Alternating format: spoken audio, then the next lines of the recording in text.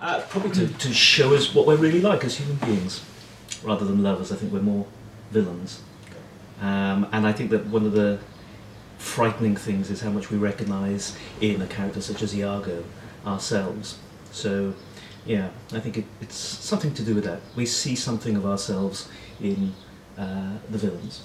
Dramatically, they're more appealing, aren't they, than heroes or kind of... Devil has the best tunes. Absolutely. I think they're also about creating tension, aren't they, within the plot. Something's got to be resolved around the villain. Do they win, do they lose, and how do they lose? And they tend to lose, don't they? Well, I was going to say, who wins? Well, that's a good question.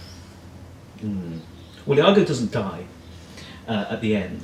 There's a sort of sense that at the end of Othello, although he doesn't win, does he lose? Does he get away with it? Does he get away with it? Yeah. Yeah. Well, he's silenced, isn't Yeah. he? He doesn't say anything else. No. And given that his whole villainy is wrapped up in the corrosive nature of words, Yeah. it's a kind of defeat, isn't it? That he's actually silent.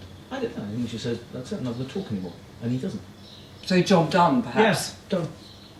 Yeah, there's no form of punishment, is there? Or there doesn't seem to be... Well, we're denied it. Yeah, yeah.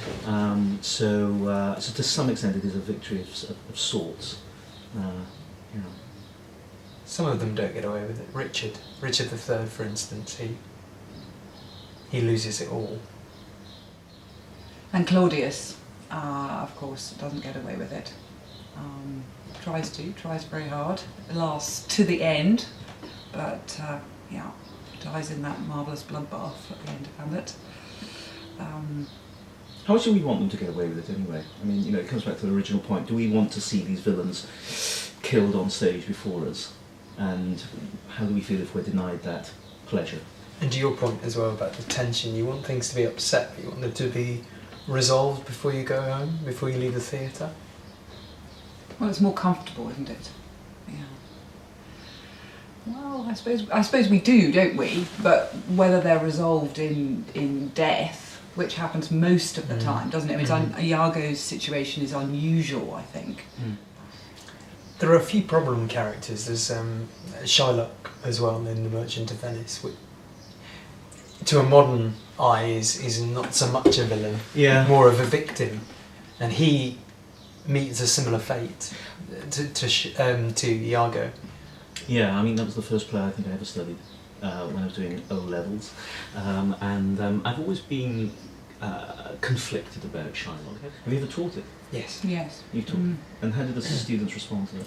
I think it's very difficult to divorce modern sensibility from one's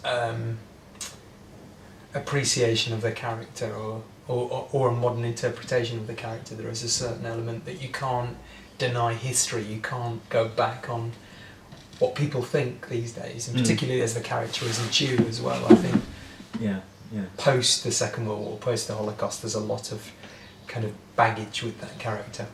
I found that most of the teaching time was around Shylock, actually. Everything else, all the other plot twists and turns were really quite uninteresting to the pupils, in fact, in comparison. And there is that sense about villains as well, with Iago, who is the main character in Othello. Yeah, well, he has more lines in Othello. Yeah.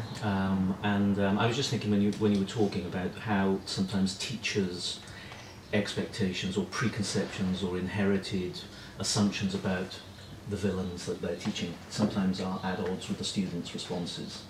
You know, so do we try to convey a certain impression? Or, you know, because we've studied this place lots and lots of times, taught it lots and lots of times.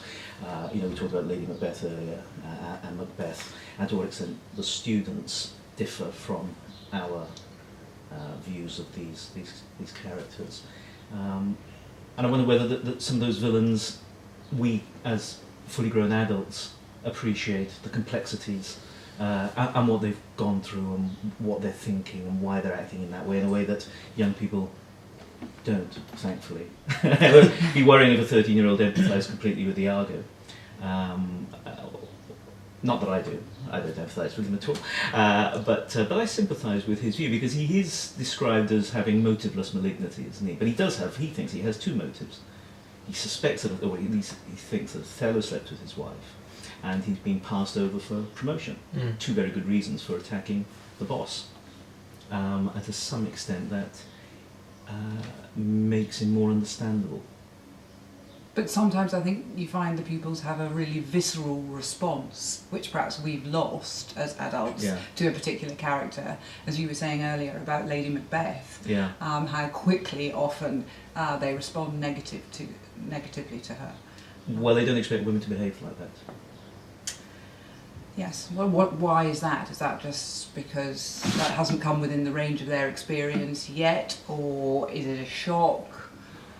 Well, it's interesting to challenge them, actually, about that, and it leads to some interesting conversations, but you also have to stop yourself, as a teacher, challenging those prejudices sometimes. I suppose in children's literature, the villain, the characters are more black and white, aren't they? Well, they have the evil stepmother. Yes. I mean, this Lady Macbeth was like that character, the witch or evil stepmother. And in the same play you have the three witches, of course. Yes. And so women don't come out of that play very well, really, apart from Lady Macbeth. We strayed away from villains, haven't we? We're on to Lady Macbeth now.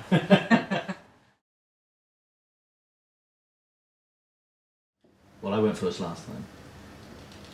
I'll go first again. Well, I'm gonna go for Iago again. I've taught Othello lots and lots of times, and I've never really tired of teaching it. Other teachers feel it's quite an unbalanced play. Iago dominates to such an extent, but he is magnetic, and somebody described him as a sort of moral pyromaniac. He just likes destroying stuff for the sheer pleasure of destroying it. So I find him, going back to my first point, charismatic, interesting, and tells us something I suppose we don't want to hear about ourselves. And do you find him constantly interesting? The fact that you've taught the play so many times, and you come back to him and you can't pluck out the heart of his mystery. Well, yeah, I think he benefits from being on the same stage a lot of the time with Othello, who is probably arguably the weakest of those tragic heroes. That domestic tragedy, and Othello is often just a fool, an idiot, and almost deserves to get treated in that way by Iago, because just Iago can do that. So yeah, I mean, I think that, but he is so changeable and so different and so complex, and it's just tremendous fun. Acting it out in the classroom, doing just a flat text analysis, you can have great fun with Othello and with Iago, and the children enjoy that. They're just appalled by how brutal he can be. Dramatically, Othello never draws you in either. No, he doesn't. He doesn't share anything with you. He's always the public character. Yeah. And except I think when he says, there's one line where he says, "Oh, the pity of it, Iago, the pity." And I just find that intensely moving. It's as if, why is life like this? Why is it doing this to me? Just every now and again there are lines in the plays which are very simple, very straightforward. Every student can get them, and they just stand out as being intensely, or viscerally moving. And that's one line. Just, oh, the pity of it, Iago. And it's the splendid contrast between the kind of language Iago uses as well, which is often very precise, and Othello's much more highfalutin, poetic language that I think makes the play so dramatic as well. And it resonates. We're talking a lot about Othello, but if you're watching the House of Cards at the moment, you can see those shots to camera, and you just think that's Iago. Or Richard III. Because he would be my favourite. Oh, really? Yeah. Why? Because whether it's historically accurate or not, Shakespeare makes him very appealing, and yet physically he's repulsive. He shouldn't be an appealing character, and yet he is. He shares his private thoughts with you. He draws you in. He tells you that he's going to win over the Lady Anne, and then does right in front of you, and you can't quite believe it. And it's almost.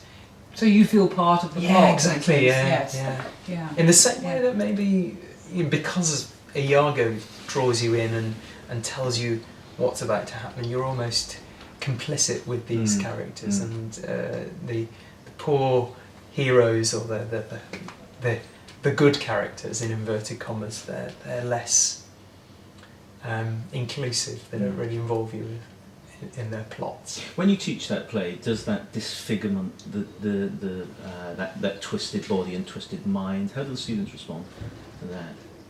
Again, it's one of these things which I think is rather difficult to divorce from modern thoughts.